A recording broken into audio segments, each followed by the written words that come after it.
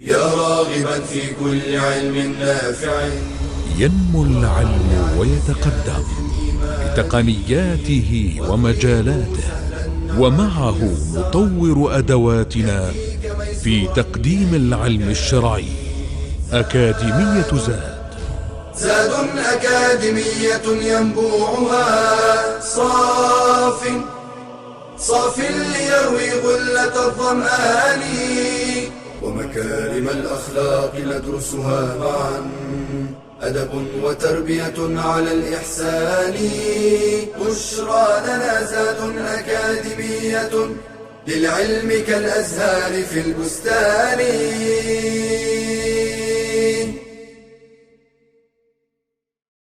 السلام عليكم ورحمة الله. الحمد لله رب العالمين، والصلاة والسلام على أشرف المرسلين نبينا محمد وعلى آله وصحبه أجمعين. Continuing with Islamic education level 3 and the etiquettes to be observed according to the Quran and the Sunnah of the Prophet ﷺ. And as a foundation to the etiquettes to be observed, we have to observe the adab and the etiquettes with Allah subhanahu wa ta'ala, and we talked about that, and the adab, the manners with the Messenger sallallahu alayhi wasallam. That is to honor and to respect and to follow and to obey the Sunnah of the Prophet alayhi salatu wasallam, and to follow him alayhi salatu wasallam in every aspect in our life. Our goal in this life is to learn what is the way of the Prophet alayhi salatu wasallam, so that we would follow it.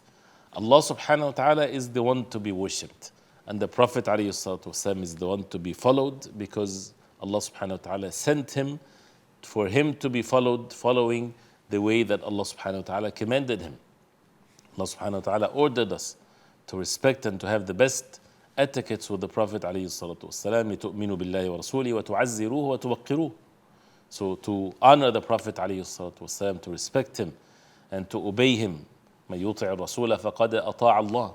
Whoever obeys the Messenger sallallahu alayhi wasallam, indeed he had obeyed Allah subhanahu wa ta'ala. This is how Allah subhanahu wa ta'ala elevated and raised the level of the Prophet alayhi salatu wasalam. And even Allah subhanahu wa ta'ala said, قُلْ إِن كُنْتُمْ تُحِبُّونَ اللَّهَ فَاتَّبِعُونِي يُحْبِبُكُمُ اللَّهُ وَيَغْفِرْ لَكُمْ ذُنُوبَكُمْ وَاللَّهُ غَفُورٌ رَحِيمٌ. Say, O Muhammad sallallahu alayhi wasallam, to the people, if you truly love Allah subhanahu wa ta'ala, then follow me. Follow the Messenger sallallahu alayhi wasallam. Indeed, Allah subhanahu wa ta'ala would love you and He would forgive your sins. And Allah subhanahu wa ta'ala is the most forgiver, the most merciful. قُلْ أَطِيعُوا اللَّهَ وَالرَّسُولَ فَإِن تَوَلَّوْا فَإِنَّ اللَّهَ لَا يُحِبُّ الْكَافِرِينَ. Say, O Muhammad sallallahu alayhi wasallam, obey Allah and His Messenger sallallahu alayhi wasallam. And if they turn away, then indeed Allah subhanahu wa ta'ala does not love the disbelieving ones.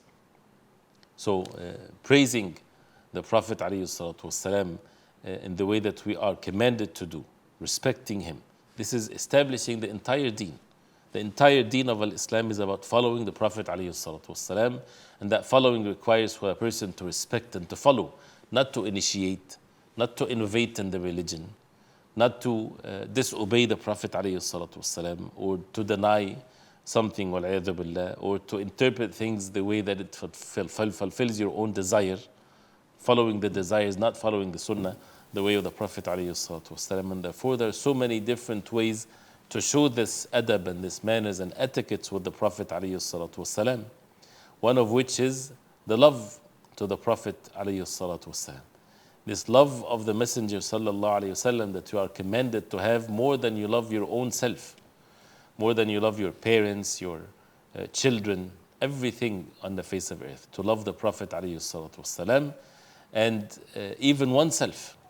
And as a way to manifest this is, if the Prophet ﷺ ordered you to do something, and you want something opposite to that, you desire something opposite to that, which one would you follow? The command of the Prophet ﷺ, because this is from Allah subhanahu wa ta'ala. This is the adab, this is the manners. You know, when you have a child, for example, or someone that is being treated or raised to have and to observe manners, manners means what? That you don't act foolishly, you don't act following your desires, but rather observe the surroundings that you're in. Say, for example, someone in the courtroom in front of the judge, and instead of being silent, that person is jumping up and down and things like this. That's why they don't take their children with them. Why? So that they observe what needs to be observed of that respect and so on. So a person wants to do something, but you can't because you have to observe the etiquettes of the place. And this is worldly or manly made type of things. Imagine the one which is the Prophet ﷺ, the best man ever walked on the face of earth, that your salvation, for you to be saved from the hellfire, for you to enter the Jannah of Allah subhanahu wa ta'ala, is through following him. So getting to know what the Prophet ﷺ said and did, and to follow that, and with the manners and the respect that a person would have to the Prophet ﷺ, so that love in the heart, there's no like of it when it comes to the human beings. The love of the Messenger sallallahu alaihi wasallam. It's a decision that you would make. It's not a feeling that you would wait for it to happen. It's a decision that you make, as Umar radiallahu anhu, he said, O Messenger of Allah, la anta ahabbu ilayya min kulli shay. O Prophet of Allah, you are more beloved to me than more than anything except illa min nafsi, except from my own self. So the Prophet ﷺ, he said to him, لا والذي نفسي بيده حتى أكون أحب إليك من نفسك. No, by the one that my soul is in his hands, till you love me more than you love yourself. So Umar radiallahu anhu, he said, فإنه الآن والله لأنت أحب إلي من نفسي. Then indeed now, at this moment, instantly, by Allah, you are more beloved to me than my own self. So it's an instant decision.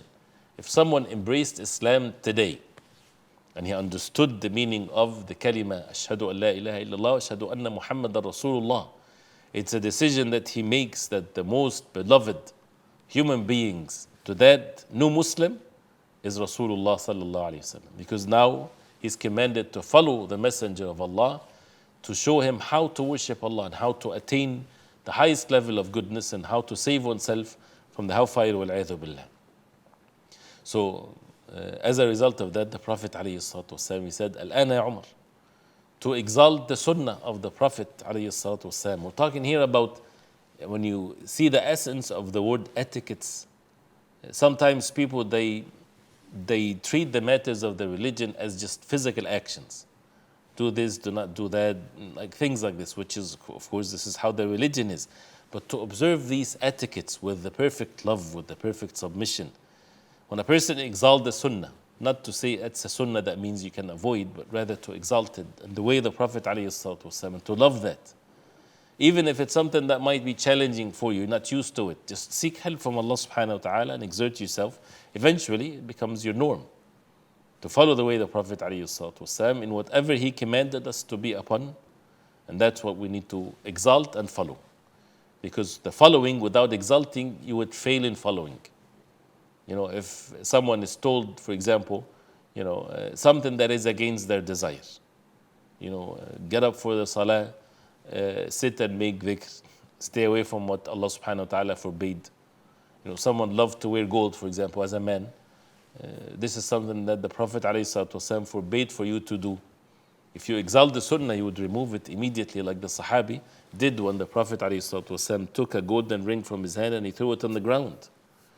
And when the Prophet ﷺ, he said that this is haram for the men of this ummah to wear gold. And one of you would put a jamra min nar, a person would put a hot coal in his hands, and he would wish to do such a thing. So after the Prophet ﷺ left, the people said to this companion, take your golden ring and sell it. It's halal to sell it because women can wear it, for example.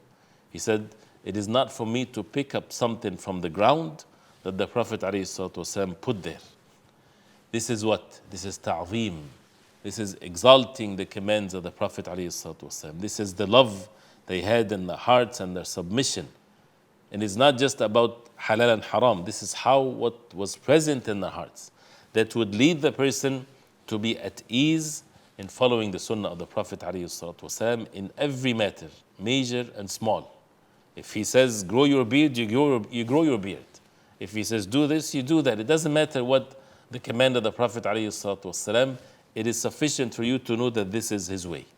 لَقَدْ كَانَ لَكُمْ فِي رَسُولِ اللَّهِ أُسْوَةٌ حَسَنَةٌ لِمَنْ كَانَ يَرْجُو اللَّهَ وَالْيَوْمَ الْآخِرَ وَذَكَرَ اللَّهَ كَثِيرًا. Indeed, you have in the Messenger sallallahu alayhi wasallam the best example for those who seek the pleasure of Allah subhanahu wa ta'ala and the last day.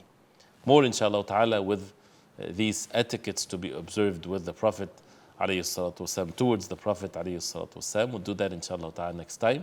وصلى الله وسلم وبارك على محمد وعلى آله وصحبه وسلم.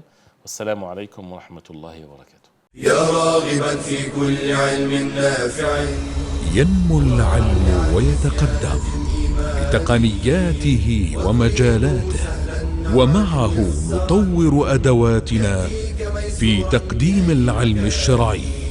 أكاديمية زاد أكاديمية ينبوعها